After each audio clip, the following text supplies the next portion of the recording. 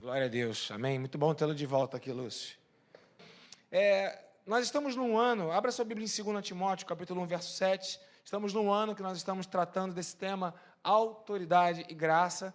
Esse tema é fundamentado em um livro do John Bevere. E eu queria falar para você que todas essas mensagens, elas têm tido uma influência, ou uma, vamos dizer assim, base naquilo que a gente leu no livro. Mas acaba sendo algo novo que Deus traz para as nossas vidas, e eu entendo da parte de Deus que se você está aqui hoje, é que Deus escolheu você para falar contigo, para te dar essas dicas, né? A Bíblia fala que Jesus é o caminho, e às vezes a gente quer dar uma enrolada na nossa própria vida, né? A gente quer viver grandes emoções, mas a vida não acontece nos momentos das grandes emoções. Na verdade, a vida acontece no momento das nossas decisões. E então, a palavra que você recebe aqui nesse lugar, ela sempre busca interferir ou, de alguma forma, influenciar você nas suas decisões, nas decisões que você vai ter na sua vida. Porque nós acreditamos, eu acredito, né, de que Jesus é o caminho, é a verdade e a vida, e a partir das decisões que você toma na sua própria vida, ninguém vai ver, ninguém vai saber, ninguém vai poder dizer que está certo ou que está errado, mas a partir das decisões que você toma na sua vida, você vai estar abrindo portas, é como se fosse um labirinto, né? Algumas portas você abre e elas não levam a lugar nenhum, mas Jesus oferece a você uma porta que Ele te oferece, que você entra e acha o caminho e acha pastagens. Então, eu creio que nessa noite você está aqui para ser influenciado no seu caminho. Então, é uma palavra que ela não termina aqui, né? Na verdade, a vida com Deus, ela não termina em um momento que você está numa igreja, porque você pode ouvir a palavra que você quiser ouvir, ou você pode ter o sentimento que você quiser ter, ou você pode receber a oração que você tiver que receber. A sua vida não vai mudar se você não mudar as suas decisões. É isso que nós acreditamos, que o Ministério da Palavra acredita, que a vida ela não é feita de momentos exclusivos, ela é feita de uma série de decisões. Então, às vezes, a gente chega na igreja, eu quero chegar lá, e eu quero uma solução, quero resolver o problema. Pode até ser que seja resolvido um problema mais emergencial, né? Quando você vai, por exemplo, sofre um acidente, está sangrando, e aí você imagina que você vem para a igreja para resolver o problema. Aí recebe uma oração, é um torniquete. Recebe uma oração, estancou o sangramento. Mas agora você tem que costurar, você tem que desinfetar, você tem que tomar remédio, você tem que tratar para que aquele ferimento ele não cause o mal que ele vai causar se não tiver tratamento. Então, vir à igreja não vai trazer uma resposta imediata, uma solução instantânea na sua vida. Eu acredito que isso traz muita desilusão à igreja. Porque muita gente acredita que vem, resolve, vai embora e está tudo certo, definiu. Mas não é bem assim que é a proposta de Deus para as nossas vidas, porque Ele propõe andar conosco no meio do nosso caminho. Ele propõe andar conosco enquanto nós andamos. Ele propõe estar conosco todos os dias das nossas vidas até o final dos tempos. Então, se eu não ando no caminho que Jesus está andando comigo, eu vou ficar sozinho. Não é que Jesus se afastou de mim, me abandonou. Eu que escolhi tomar um caminho diferente. É como se a gente, vou sair daqui da igreja hoje, vou para casa. Aí eu vou pegar aqui um caminho para ir para casa. Jesus vem comigo? Vou contigo. Então eu vou andando, saio por aqui, né? Aí vou andando aqui pela Conde de Bonfim. Jesus fala, olha, eu vou pegar aqui a Professor Gabiso e vou pela Satamini. Eu falo, mas Jesus, eu acho melhor ir mais reto aqui, é melhor, vamos pela Conde de Bonfim. Aí Jesus fala, eu vou pela Doutor Satamini. E aí, eu escolho se eu vou seguir a Jesus, se eu vou fazer o caminho que Ele propõe, talvez não seja o melhor aos meus olhos, talvez não seja o mais curto aos meus olhos, talvez não seja o mais adequado, segundo aquilo que eu vejo, mas eu tenho uma proposta, seguir ao lado de Jesus no caminho ou fazer o meu caminho por conta própria. Então é nesse propósito que a gente traz uma palavra para a sua vida, para que você possa, de fato, ser corajoso. E a palavra de hoje é sobre isso, é sobre ousadia, né? Sermos ousados em escolher aquilo que Jesus propõe para as nossas vidas. Porque nem sempre a proposta de Jesus ela vai ser alguma coisa que vai ser prática, instantânea e automática. Vai precisar da sua ousadia. E aí não tem jeito, ou você crê e verá a glória de Deus, ou você não crê e vai ficar preocupado, como é que eu resolvo, como é que eu faço, como se não tivesse uma direção para a sua vida. Mas tem. Repita comigo, Jesus é o caminho. Pronto, agora você vai escolher se você vai seguir o caminho que ele propõe, ou se você vai escolher o seu próprio caminho. É a sua escolha.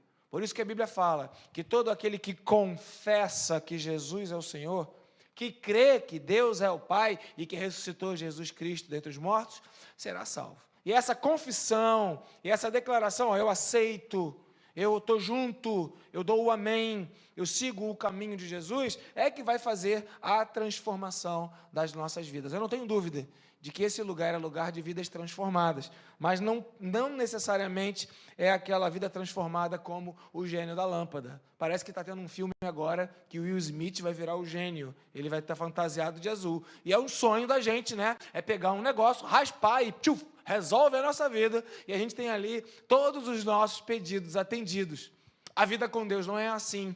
Deus propõe para a gente um caminho e está no campo da sua escolha, está no campo da sua fé, e nem sempre você vai conseguir vencer a sua incredulidade. Por isso o reino dos céus é ganho por esforço. Amém, queridos? Então, o objetivo da palavra de hoje sobre ousadia é para que você seja capaz de vencer a intimidação da sua falta de fé, ou a intimidação do seu raciocínio, que faz você abrir mão do caminho que Jesus lhe oferece para você seguir aquilo que você entende que é melhor para a sua vida. Eu sei, é loucura, mas é desse jeito que funciona.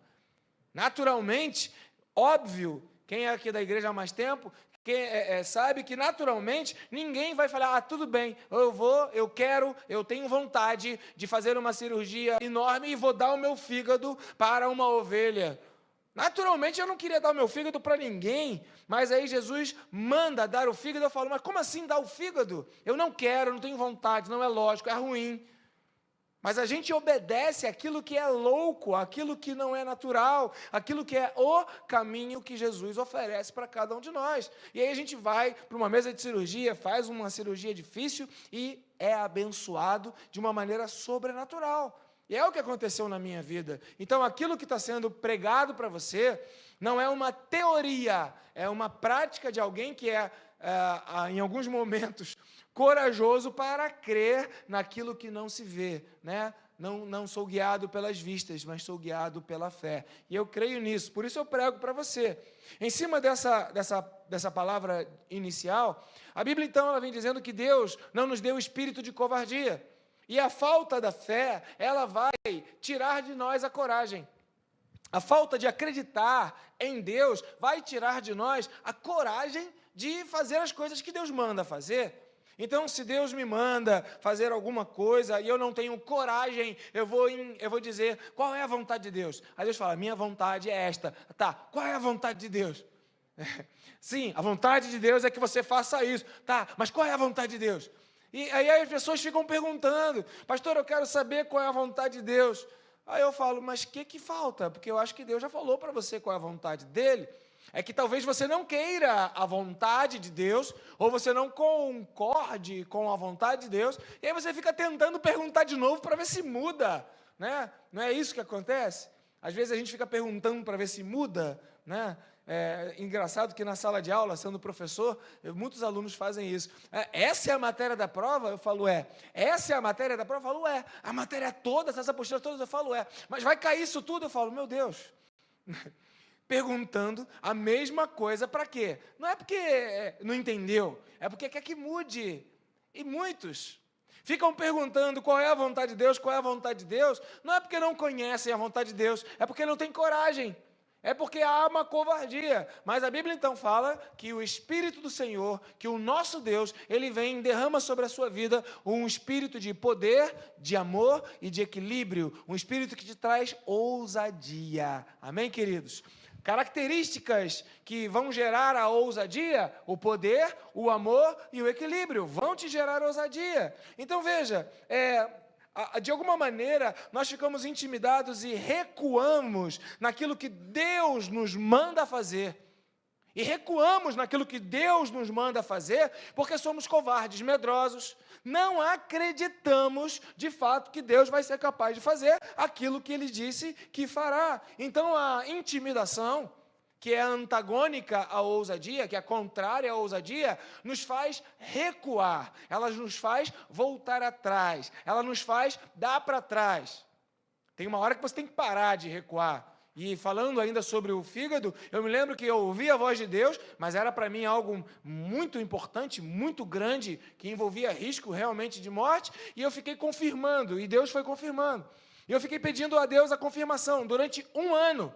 E essa confirmação, ela veio acontecendo durante 1 ano. E chegou uma hora que já não precisava mais pedir confirmação aquilo que Deus tinha mandado eu fazer. E eu falei, bom, agora não tem mais para onde escapar. Agora eu tenho que decidir, ou eu obedeço, ou eu desobedeço. Ou eu faço aquilo que é louco, ou eu deixo passar e abro mão de fazer aquilo que Deus mandou eu fazer.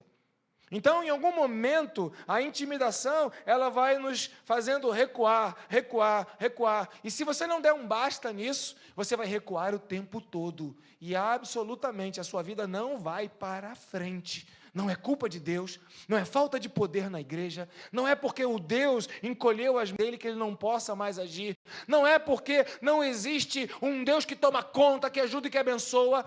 Eu posso te afirmar que o que impede a liberação da bênção de Deus na sua vida é a covardia, é agir como se a mão de Deus tivesse encolhida. Então veja, Davi, ele no Salmo capítulo 27, versículo 1, ele declara, Salmo 27, 1, o Senhor é a minha luz e é a minha salvação. O que eu vou ter medo? De que terei temor? A quem temerei? A quem temerei? Mas para eu dizer isso, eu preciso ter uma convicção enorme no meu coração. Se eu não tiver a convicção de que Deus está comigo, de que eu tenho a força de Deus, de que eu tenho o poder de Deus, de que não existe absolutamente ninguém maior do que Deus na minha vida, que não existe absolutamente ninguém que seja maior do que o meu Deus, eu não vou ser capaz de falar isso. E eu vou falar, olha, eu tenho medo de muitas coisas. E hoje parece que o culto está indo nessa direção. As músicas falaram sobre a questão do medo, do temor. Porque Deus quer tirar de você todo o medo, porque o verdadeiro amor lança fora, acaba com todo o medo. Então veja, não é questão se Deus é capaz de fazer ou não, é questão se você acredita em Deus ou não para fazer aquilo que Deus disse que faria pela sua vida. Nós jogamos para outros uma responsabilidade que cabe a nós, eu sei disso. Eu sei disso, porque todos nós temos dificuldades, todos nós temos problemas, todos nós temos aquilo que vem para nos intimidar e nos fazer parar, nos fazer retroceder, nos fazer abrir mão da qualidade de vida que Deus nos propõe. A questão é, você crê que Deus está contigo? Você crê que o Senhor é a tua luz, é a tua salvação? Então você pode dizer, a quem temerei? E é algo terrível, é algo assustador, é algo apavorante, que em um momento da minha vida, eu falando de mim agora, a minha experiência pessoal, eu digo para Deus, a quem temerei? Toma o meu fígado, pode levar, arranca aqui, abre lá, pode levar. Passa 2, 3, 4 meses, daqui a pouco eu fico com medo de doar uma lasca de unha.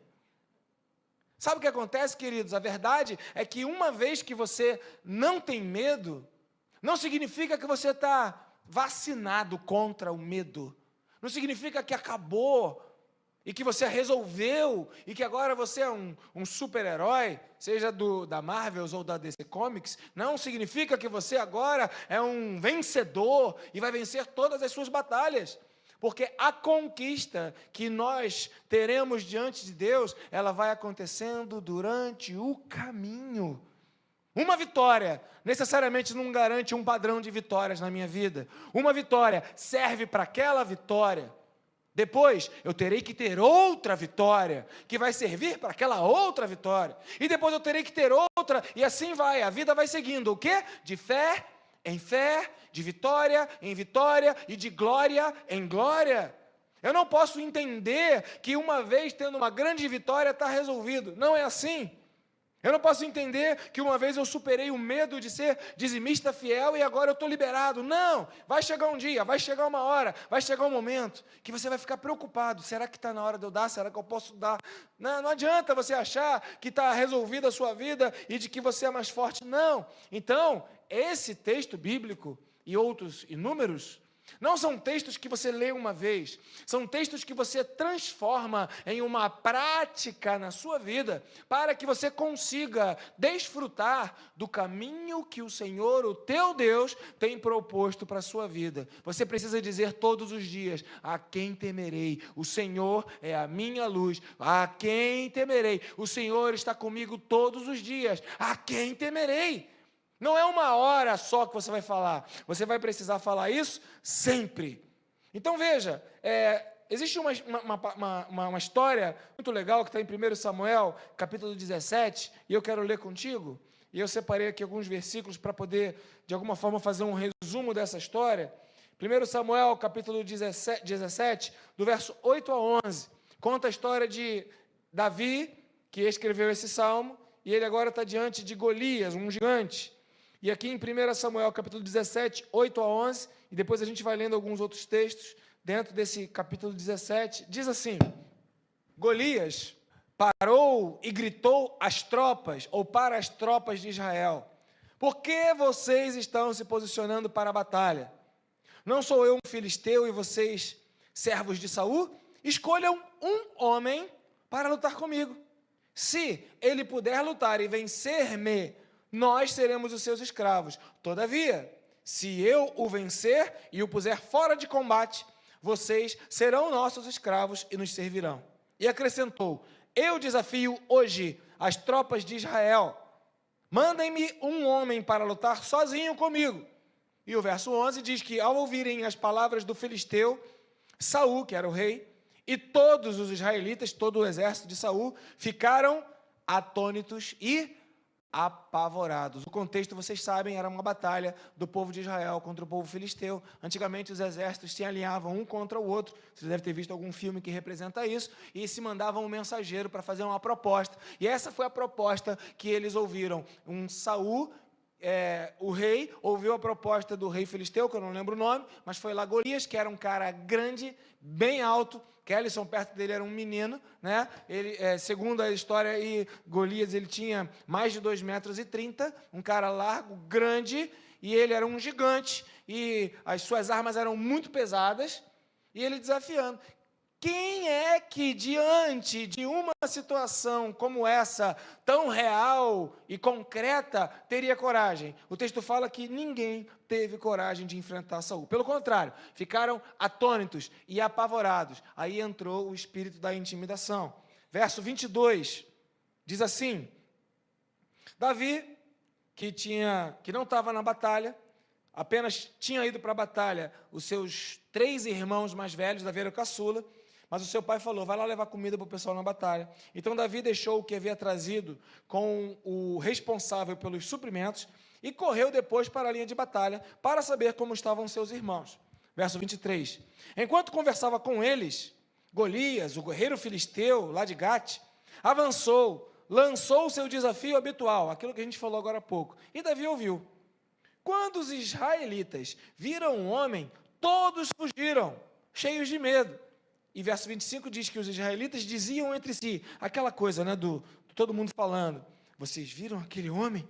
Ele veio desafiar Israel, e o rei dará grandes riquezas a quem o vencer. Grandes riquezas a quem o vencer. Também ele dará sua filha em casamento e isentará de impostos em Israel a família de seu pai. E Davi perguntou para os soldados que estavam do seu lado: o que receberá o homem que matar esse filisteu e salvar a honra de Israel? Quem é esse filisteu incircunciso para desafiar o exército dos Deus vivos, os exércitos do Deus vivo?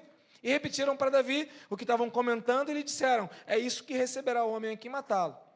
Verso 28, aí começa uma questão familiar.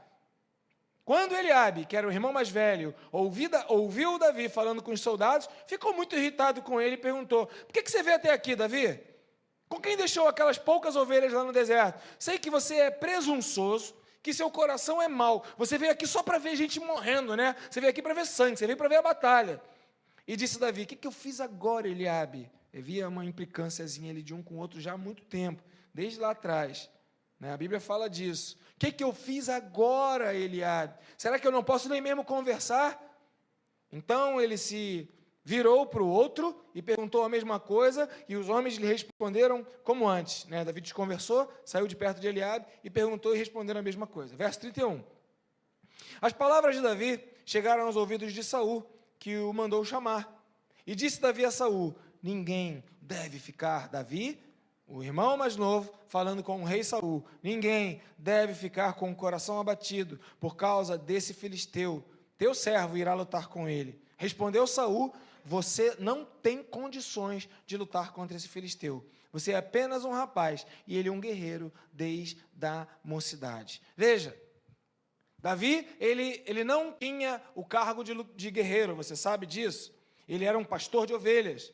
Mas Davi tinha uma característica que muitos guerreiros não tinham. Davi acreditava que Deus estava do lado dele. A quem temerei?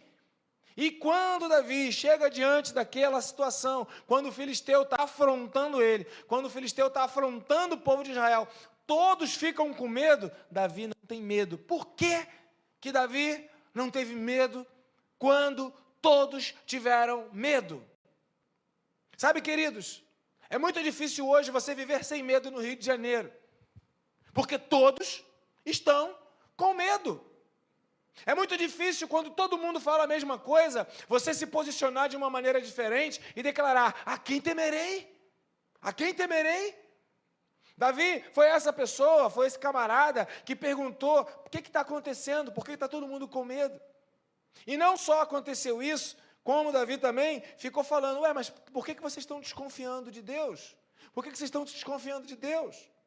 Bom, continuando a história, versículo 36 e 37 diz assim, quando Davi está conversando com Saul: teu servo pôde matar um leão, pôde matar um urso. Quer dizer, aquela vitória para aquela experiência. Matei o leão, matei o urso. Agora, chegou diante de Golias, E esse filisteu incircunciso será como um deles, pois desafiou os exércitos do Deus vivo.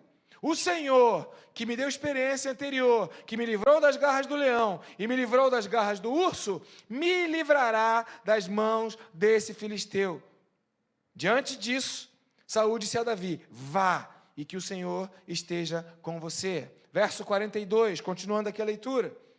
Então, foi lá Davi, tentou botar a armadura de Saul, não conseguiu, foi sozinho, catou umas pedras, pegou a sua atiradeira, a sua funda, que é uma atiradeira de rodar, e foi ao encontro de Saul. Quando chegou diante de Saul, foi para Golias, brigar com Golias. Quando foi diante de Golias, quando olhou, diz aqui o versículo 42, olhou para Davi com desprezo, e viu que era só um rapaz ruivo. Eu não sei por que aqui o ruivo significa que ele era para ser desprezado. Será que Davi, ele pintava o cabelo? Será que desde aquela época era isso? Não sei, um cabelo cor diferente, será que gera desprezo? Aí Golias olhou para Davi com desprezo, viu que ele era só um rapaz ruivo e bonito, de boa aparência, fez pouco caso dele e disse para Davi: por acaso eu sou um cão para que você venha contra mim com pedaços de pau? E o filisteu amaldiçoou Davi, invocando lá os seus deuses, e disse: vem aqui, eu vou te dar a tua carne, às aves dos céus e aos animais do campo. Verso 45, 46, Davi, diante daquilo, disse para Golias: você vem contra mim com espada e com lança, e com dardos e com essas armas aí, mas eu vou contra você, repita comigo, em nome do Senhor. Em nome do Senhor dos Exércitos, o Deus dos exércitos de Israel, a quem você desafiou. Hoje mesmo o Senhor vai te entregar, Golias, na minha mão, o entregará nas minhas mãos, e eu o matarei e cortarei a sua cabeça. Hoje mesmo darei aos cadáveres do exército filisteu, às aves dos céus, animais selvagens, e toda a terra saberá que há Deus em Israel. O que aconteceu aqui, queridos? Davi, ele precisou enfrentar três momentos muito difíceis na vida dele. Primeiro, quando ele chega lá na guerra, no lugar da situação, e ele encontra com Eliabe, seu irmão mais velho, Quem tem irmão mais velho aqui sabe como é que é irmão mais velho, né? Irmão mais velho pode querer proteger o seu irmão mais novo, mas sempre entende que aquele irmão mais novo é pequenininho, precisa de ajuda. Eu tenho uma irmã mais velha até presente aqui, ela pode testificar disso, bem mais velha, por sinal, né? Que fique registrado. Né? Mas o irmão mais velho, ele tem aquela coisa de cuidar, ele tem aquela coisa de tomar conta, de guardar. Só que tinha acontecido uma coisa bem desagradável algum tempo atrás. Está em 1 Samuel, capítulo 16, versículo 7. Né? Deus havia rejeitado Saul como rei, e agora precisava de um rei novo, e Samuel vai até a casa de Jessé. E quando chega lá, o primeiro que é apresentado como uma sugestão daquele pai, Jessé, para Samuel, o profeta, que foi escolher o rei, para suceder o rei Saul, foi Eliabe, justamente o irmão mais velho de Davi. Era uma coisa lógica, o mais velho assume o trono, o mais velho é o mais importante, o mais velho é o que tem maior domínio na casa. Mas a história diz que Eliabe foi rejeitado. E talvez agora, nessa passagem aqui, diante de Golias, a gente vê por que Eliabe foi rejeitado. Por que a Bíblia fala que o homem olha a aparência, mas Deus vê o coração. Porque quando Samuel foi na casa de Jessé e viu lá o irmão mais velho, ele pensou, esse aqui, está tudo certo, está resolvido. Só que Deus não está interessado naquilo que aparenta, mas naquilo que é. Talvez você já até saiba disso, mas em algum momento você se esquece e continua lutando para aparentar, quando Deus está preocupado naquilo que você é, no seu ser, e não naquilo que aparenta. Samuel, então, ouve essa palavra, acredita e despreza Eliabe, mas aí fica aquele vácuo. Por que Eliabe não foi aceito? Por que ele tinha uma boa aparência? Porque o coração dele foi rejeitado. A Bíblia fala, então, que aqui nesse momento, Eliabe, quando vê Saul chegando na guerra, Eliabe agora está morrendo de medo de Golias. Eliabe não confiava que Deus iria dar a vitória. Eliabe estava olhando a sua força natural. Porque o que acontece com o espírito de intimidação? Ele faz com que a gente esqueça que Deus age por nós, que o Senhor é quem peleja a nossa batalha, que Deus está conosco. O espírito da intimidação, ele anula a proposta de que você está debaixo de uma proteção, de uma guarda, que os anjos do Senhor acampam ao seu redor, e você fica solitário, fica sozinho, e você acha que você mesmo vai ter que dar um jeito na tua batalha, na tua vida. Eliabe achou que ele mesmo tinha que dar um jeito com Golias. E Eliabe teve medo. Por quê? Porque o coração dele não acreditava em Deus. Como que Deus iria escolher para ser o rei um homem que não acredita em Deus?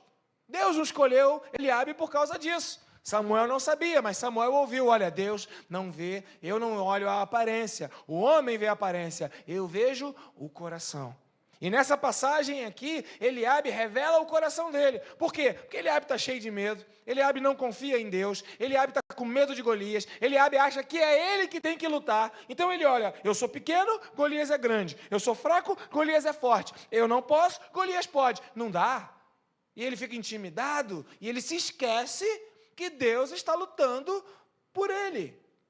E aí, quando ele está nessa crise de fé, nessa falta de fé, se sentindo sozinho, incapaz de vencer a batalha, chega Davi, aquele irmãozinho mais novo, menos, inferior, pastorzinho de ovelha, irmão mais novo, o caçulinha.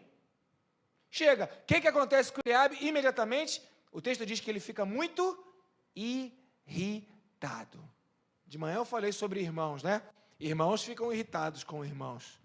Quantos aqui têm irmãos e já foram irritados, já irritaram seu próprio irmão? Né? Irmãos irritam irmãos. Mas nesse caso aqui, o que deixou Eliabe irritado com Davi? Foi a nudez que Davi expôs. Porque quando Eliabe está lá, o irmão mais velho, o guerreiro, um dos irmãos que foram para a batalha, Davi nem foi escolhido para a batalha, mas quando chega lá, e Davi encontra Eliabe morrendo de medo, E Davi dizendo, vocês estão com medo de Golias por causa de quê? Vocês estão com medo desse incircunciso? Por causa de quê? Vamos lá, Deus vai nos dar vitória. Quando Eliabe ouve isso, Eliabe ele é confrontado com a sua falta de fé. E aí acontece alguma coisa na vida de cada um de nós que aconteceu com Eliabe. Quando nós somos desmascarados na nossa falta de fé, a gente fica irritado. Queridos, diante de Deus, eu quero falar para vocês, como pastor do Ministério Palavra da Verdade, como eu já perdi gente, pessoas, membros, crentes, porque foram desmascarados na sua falta de fé. E em vez de se arrepender e buscar a misericórdia e mudar de posicionamento, se irritaram com o pastor, se irritaram com a igreja e foram embora para outra igreja ali na esquina. Porque quando você é confrontado com a sua falta de fé e você fica com raiva de quem expõe a sua falta de fé, não irrita quando você está com medo e chega uma pessoa e fala, vai lá, você tem que ter coragem, não fica irritado? Não é desse jeito que a gente fica? Aí o que acontece? O que Eliabe faz? Eliabe então agora, para defender o seu coração medroso, o espírito de intimidação faz isso. O espírito de intimidação, em vez de focar no verdadeiro problema, eu não tenho fé, eu não acredito que Deus vai me dar vitória, eu estou com medo, o espírito de intimidação sai do problema e foca em quê? Foca na pessoa, focou em Davi. Você é um menino, você é um garoto, você não sabe nada, o que você veio fazer aqui? E sentou o sarrafo, começou a brigar com o irmão. Queridos, diante de Deus eu falo para vocês que enquanto pastor, um dos papéis proféticos do ministério pastoral é revelar pecado, apontar pecado, mas não é para destruição, é para cura. Ao invés de a pessoa enxergar isso como uma proposta de Deus para uma transformação, a pessoa se irrita. Se irrita com a igreja, logo, logo se irrita com o pastor, logo, logo se irrita com a liderança e logo, logo vai embora. E a proposta não é você se irritar como Eliabe. Eliabe se irritou porque era a única coisa que ele podia fazer. Ou ele se irritava com Davi e dava um ataque para poder mostrar para Davi que quem estava errado era você, Davi, e defender a sua incredulidade, defender a sua covardia, defender o seu ponto de vista e dizer, quem está errado é Davi. Como é que nós vamos vencer Golias? Davi vai procurar o que fazer, não tem ovelha lá para você cuidar, são poucas as ovelhas do nosso pai, tu vem se meter aqui numa coisa que, vai embora daqui, meu filho, não se mete, foi o que Eliabe fez, ele tirou o foco do problema principal, incredulidade, e colocou o foco em um problema secundário, aquele que apontou o que precisava ser feito, mas que Eliabe não estava a fim de fazer. Entende o que aconteceu aqui? Deus revelou o coração orgulhoso de Eliabe. Orgulhoso sim, porque em vez dele se arrepender e falar, Davi, tem razão, eu deveria acreditar em Deus, eu deveria acreditar que essa vitória é de Deus, e que essa batalha é de Deus, e deixa comigo, eu vou lá. Mas o que Eliabe fez? Começou a brigar com Davi, começou a reclamar de Davi, começou a criar caso com Davi. Mas o problema real nunca foi e não era Davi. O teu problema real não é o pastor Ângelo, não é o pastor Lúcio, não é o Ministério Palavra da Verdade. O teu problema real é entre você e o teu Deus. Nós aqui queremos que você cresça, que você chegue ainda não chegou, onde não chegou, que você faça o que você ainda não fez, que você vença as batalhas que você ainda não venceu. E a ferramenta que Deus tem para gerar transformação na sua vida é criar em você arrependimento. Lido aqui no texto, no culto da manhã, a tristeza, segundo Deus, não produz remorso, mas produz arrependimento para a salvação. Mas se você não está afim de conhecer aquilo que você colocou como limite na sua vida, se você não está afim de vencer os limites que você impôs à sua vida, porque Eliabe, ele poderia ter agido como Davi agiu. Não tinha diferença nenhuma. Eram irmãos da mesma família. Pelo contrário, Eliabe tinha até muito mais capacidade. Só que ele não acreditava, ele não tinha fé, ele não tinha coragem, ele estava intimidado. E ao invés de vencer aquela intimidação, ele fica com raiva de quem tinha a proposta de vencer. Então, queridos, o espírito da intimidação, ele não só atrapalha a vida de quem o tem, Como que ele tenta paralisar a vida daquele que tem vontade de fazer algo diferente. O espírito de intimidação, ele vai acusar crentes verdadeiros para desanimarem da fé. Ele vai dizer, não adianta, você não consegue, sai daqui, sai da igreja. Vai ter um monte de boca de inimigo de Satanás querendo tirar você do lugar, que é o lugar onde Deus vai falar ao seu coração para a sua vida ser transformada, para você fazer o que você não fez e chegar onde você não chegou. Vai ter um monte de gente dizendo para você, você está ofendido, está exposto, você está humilhado, você está envergonhado, vai embora, sai, procura outra igreja. E tem um monte, né? Tem um monte, como se fosse uma loja. Eu entro numa loja, tem uma roupa ali, o funcionário me atendeu mal naquela loja, eu vou comprar a roupa naquela loja, por quê? Eu vou comprar a roupa em outra loja. O banco, eu fui abrir conta, não me deu atenção, eu vou abrir conta em outro banco. Eu fui naquela igreja, cheguei lá, o pastor está falando de coisas que me incomodam, que nada, eu vou para uma igreja que é só vitória, só louvor, aleluia.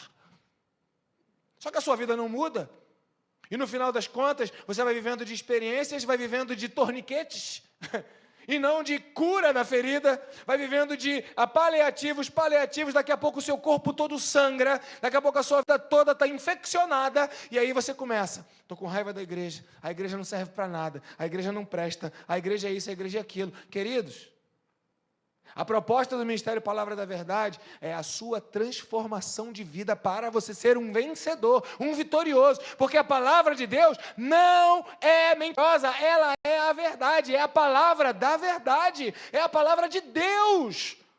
Mas o espírito de intimidação, o espírito que está em Eliabe, o espírito que está nos irmãos, e parece que esse texto fala de irmãos, e eu quero trazer essa ideia para a igreja, para os irmãos da igreja. Tem gente que está sentado do teu lado, mas não acredita, não tem coragem, não tem fé, é medroso. Sabe o que você tem que fazer? Fazer igual Davi fez. Eliabe, para de me perturbar, dá licença, por favor, dá licença, tá? E foi para outro irmão, e foi para outra pessoa. Foi o que Eliabe fez. Eliabe não ficou, como eu estou fazendo um teatro bom, o irmão me magoou, o irmão. Queridos, como é que a Dani fala? Hello, irmãos vão magoar você, porque irmãos te irritam. Então vire para o seu irmão e fala, irmãos irritam, irmã. Amém? Então o que acontece? Aí em vez de Davi parar na irritação do irmão dele, podia ter parado na irritação do irmão, e se para na irritação do irmão, Davi não teria falado com o rei, Davi não teria lutado com Golias, Davi não teria dado a vitória para o exército, a história seria diferente.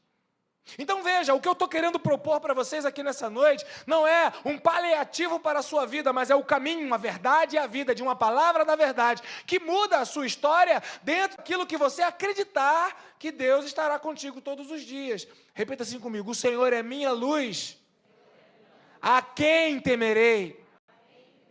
Mas isso é algo que é entre você e o teu Deus.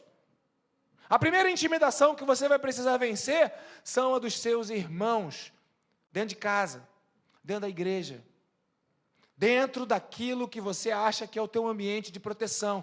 A primeira intimidação que você precisará vencer é dentro da sua casa, dentro da sua igreja, de gente que não acredita em você.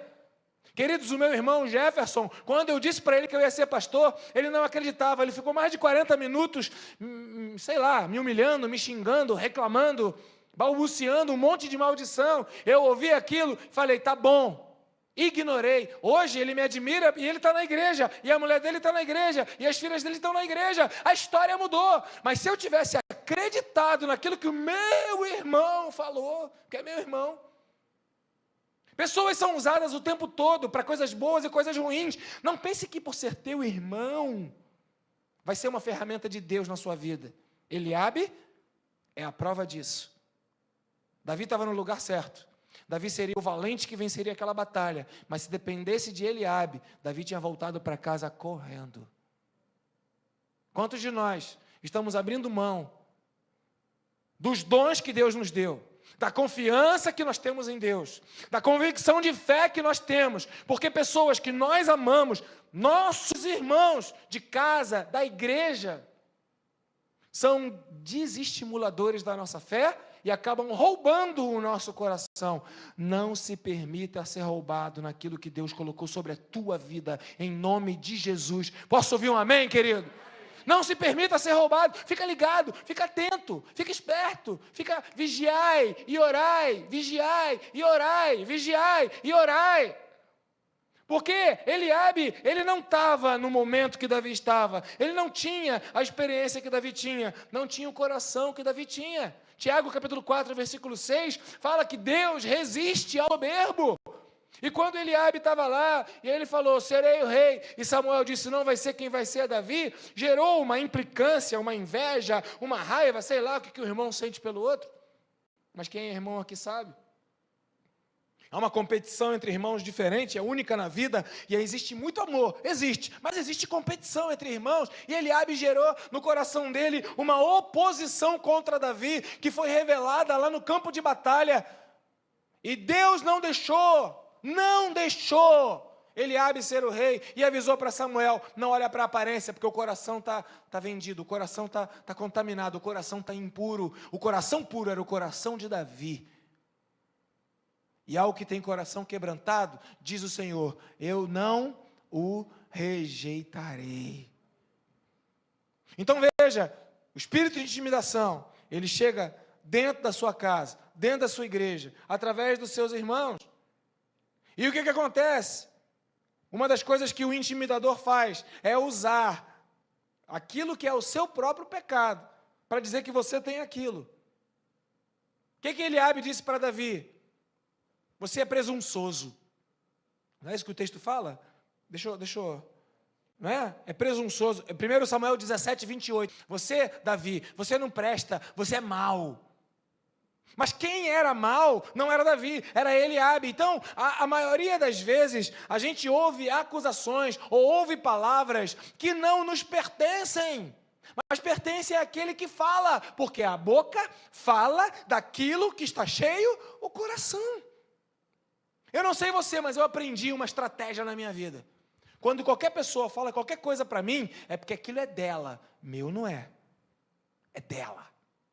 Então Eliabe virou para Davi, quando Eliabe, o irmão mais velho, ouviu Davi falando, ficou muito irritado com ele e perguntou, o que você veio até aqui? Com quem deixou aquelas poucas ovelhas? Sei que você é presunçoso. Quem era presunçoso aqui? Era Davi que era presunçoso? Era da boca de Eliabe que saía isso, era o coração de Eliabe que estava cheio daquilo. Queridos, quando alguém vier falar para você aquilo que você entende que é uma acusação, ou é um desestímulo à sua fé, ou é algo para tirar você do propósito, não entra na prisão daquele que está preso, te falou, porque foi para a liberdade que Cristo te libertou. Gálatas 5:1. Não entra na prisão daquele que está preso, não entra. Não é para você aquele lugar. Não é. Presunçoso era Eliabe. Coração mau era o coração de Eliabe. Quem só veio para ver a batalha? Olha que coisa louca. Eliabe estava lá. Ele era o soldado. Ele foi escalado. Ele estava lá para lutar. Ele recebeu o desafio. Ele lutou? Sim ou não? Não. Davi chegou lá e ele fala, você veio aqui só para ver a batalha. Se eu sou Davi, eu ia virar para o meu irmão e falar, ô mané, o seu incircunciso 2, quem está olhando só a batalha é você, porque quem tem que lutar é você, mas o intimidador usa aquilo que está dentro do coração dele e quer jogar para você a culpa que está no coração dele. Não receba essa culpa. Veja, a Bíblia está falando de irmãos. Podem ser os irmãos que moram na tua casa contigo, podem ser os irmãos que estão na igreja contigo, podem ser irmãos de outras igrejas. Irmãos são pessoas que nós temos em autoestima. Por isso que a Bíblia diz que aquele que não abandonar, largar pai, mãe e irmãos, não é digno de mim. Por que a Bíblia fala isso? Porque maior deve ser a influência de Deus do que a influência das pessoas que nós amamos. O amor a Deus deve estar acima de todas as coisas. Amar a Deus acima de todas as coisas. Então, a primeira intimidação que Davi teve que vencer foi a intimidação de Eliabe. Por que Eliabe acusou Davi? Porque Eliabe tinha um temperamento forte. E aí eu vou aqui para o livro, e no capítulo 3, John Bevere fala o seguinte: quando uma pessoa fica intimidada, ela procura um meio de escapar, uma liberação da pressão. Intimidado estava Eliabe, que tinha que lutar a batalha, e Davi falou, vamos lá! E ele ficou intimidado. Então John Bevere fala que o intimidado, que quer liberar a pressão, se ele for fraco, vai dar desculpa. Eu não posso, eu não consigo, eu estou fraco. Eu estou doente, eu não tenho condições, eu não sei. Se for fraco, vai dar desculpas. Se for forte, vai atacar aqueles que o confrontam, colocando algum tipo de culpa, acusando, falando mal.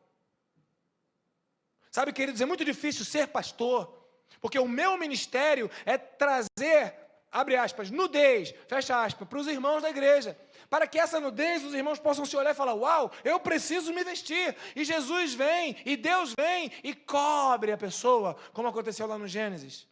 Mas o problema é que no meio do caminho, quando a palavra de Deus vai sendo revelada, e quando vai trazendo o arrependimento, ou vai trazendo a convicção de pecado, tem muita gente que prefere ficar com raiva do pastor, ficar com raiva da igreja, e começa a falar dos meus defeitos. Foi o que Eliabe fez com Davi. Querido, não precisa me contar os meus defeitos, porque já me falaram tantas vezes os meus defeitos. Eu poderia catalogar todos os meus defeitos, porque muita gente já fez questão de dizer os meus defeitos. Agora, se eu fosse parar por causa dos meus defeitos, eu nunca teria começado. Então, quem me escolheu? Aquele que começou a boa obra, ele é fiel para completar a obra na minha vida. Se você tem defeitos e as pessoas te acusam, e daí? Se Deus quisesse alguém perfeito, não escolheria os fracos desse mundo, os loucos dessa terra, os que não são, para transformar naqueles que são. Deus escolhe quem não é, para mostrar que o poder é dele, e que a glória é dele, e que ele levanta quem quer, e ele abate quem ele quiser. Ele é Deus. Então veja, John Bevere fala que pessoas que têm uma personalidade forte vão acusar. Pessoas que têm uma personalidade fraca vão se desculpar. Mas Davi, ele não se deixou abater. Ele virou para o seu irmão e falou, para Jessé, eu não posso, 29, será que eu não posso nem conversar? E verso 30, o que Davi falou? Ele se virou. É tempo de você se virar as costas para aqueles que querem desestimular o teu ministério, o teu tempo com Deus, a tua fé. Vira as costas, querido. Irmãos, eu de manhã falei aqui, eu estou virando as costas para os noticiários. Eu não estou conseguindo mais assistir notícia. Eu não sei se eu estou ficando velho, acho que sim. Ou eu não sei se os noticiários eles estão sendo uma instrumentalização de revolta e de uma impotência que gera só vontade de gritar e de dar raiva. Porque o que o inimigo quer é criar revoltados. Gente que reclame. E adianta o que reclamar? Né, querida? Se reclamar adiantasse, eu não falei nada, só citei, né? Mas num relacionamento de marido e mulher, se reclamar mudasse o marido, mudasse a mulher, eu não teria problemas de separação na igreja, porque reclamar não resolve nada.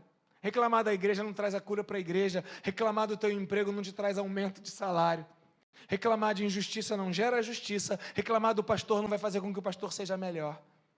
Reclamar do louvor não vai fazer o louvor seja melhor.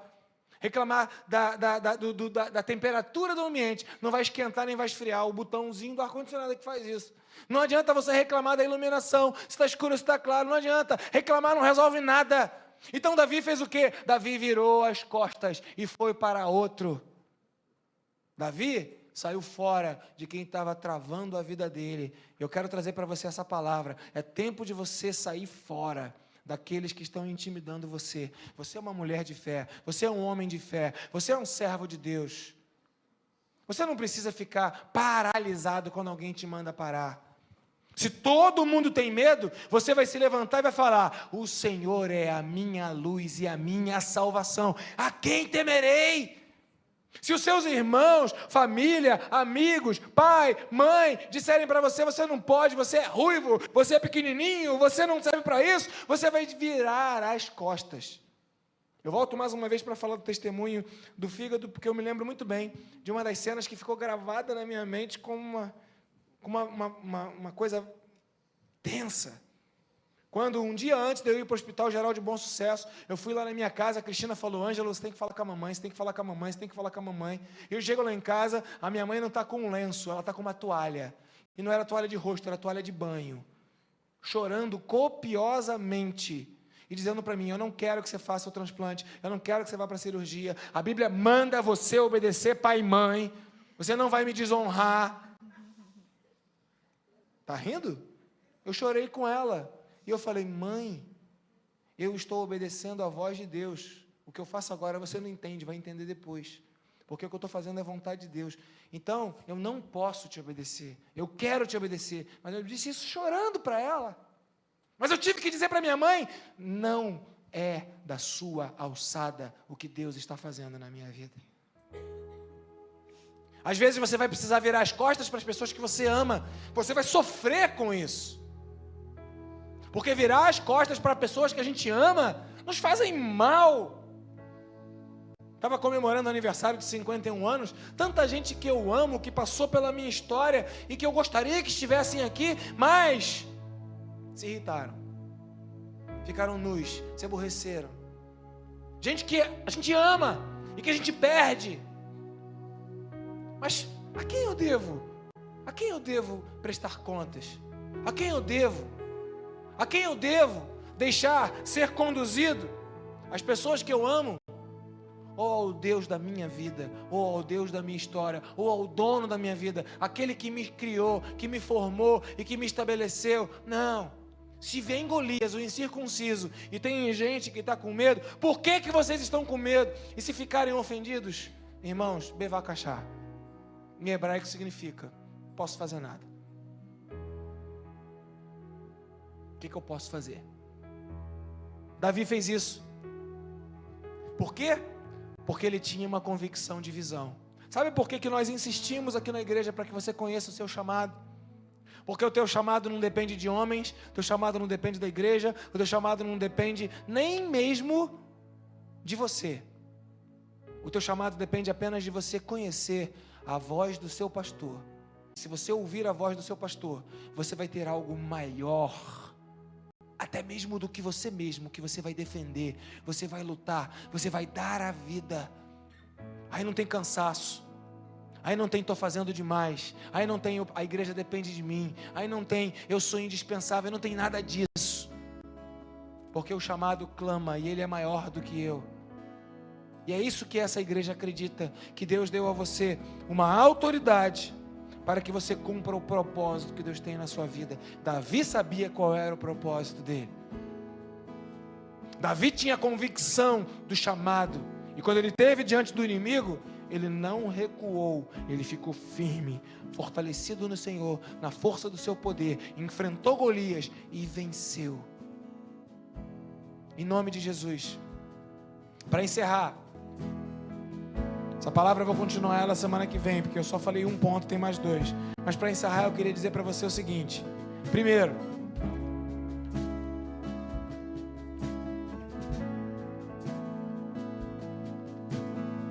conhecer a vontade de Deus te fará ser maior do que você mesmo.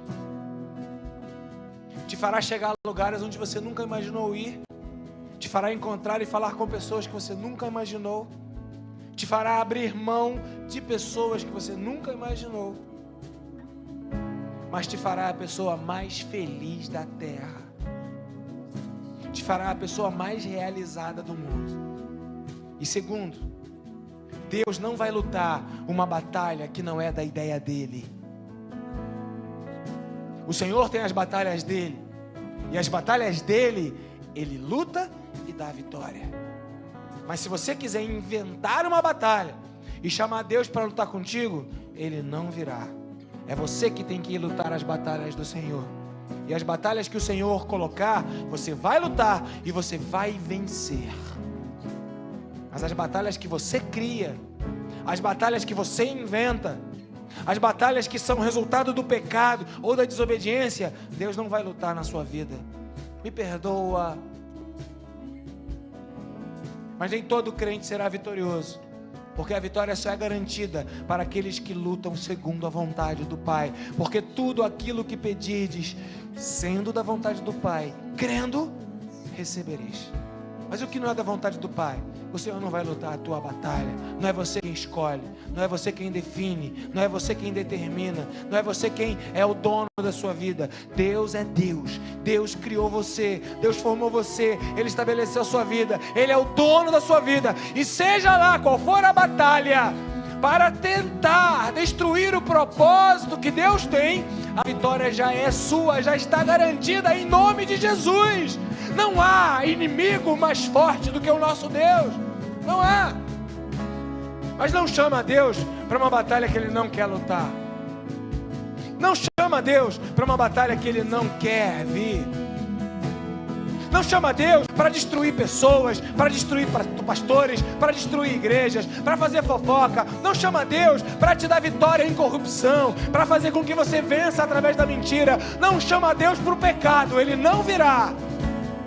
Se você conhecer a vontade do Senhor, que é boa, perfeita e agradável, você será invencível, imbatível nessa terra. Sabe por quê? Porque o Senhor é o teu pastor e de nada Ele te deixará sentir falta, em nome de Jesus.